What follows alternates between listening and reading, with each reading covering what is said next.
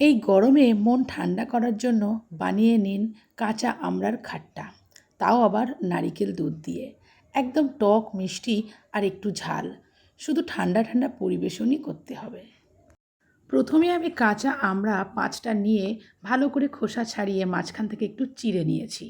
এরপর গরম জলের মধ্যে সামান্য লবণ দিয়ে আমি সিদ্ধ বসিয়ে দিয়েছি। এই সময় আপনারা প্রেসার কুকারেও দিতে পারেন। তো এদিকে আমার আমড়া সিদ্ধ হয়ে গেছে।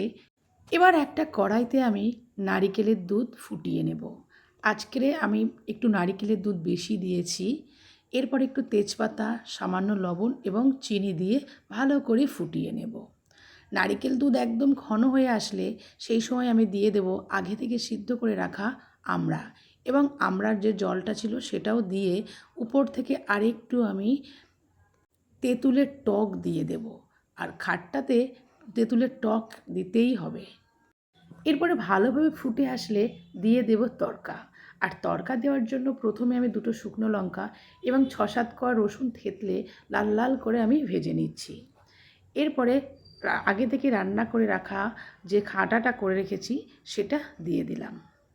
ব্যাস ফুটে উঠলেই তৈরি হয়ে যাবে একদম টক মিষ্টি আমড়ার খাট্টা। আমড়ার সঙ্গে নারিকেলের দুধটা জাস্ট জমে গেছে। এবার শুধু ঠান্ডা ঠান্ডা পরিবেশন করার পালা। সো দেখা হচ্ছে অন্য এক ভিডিওতে।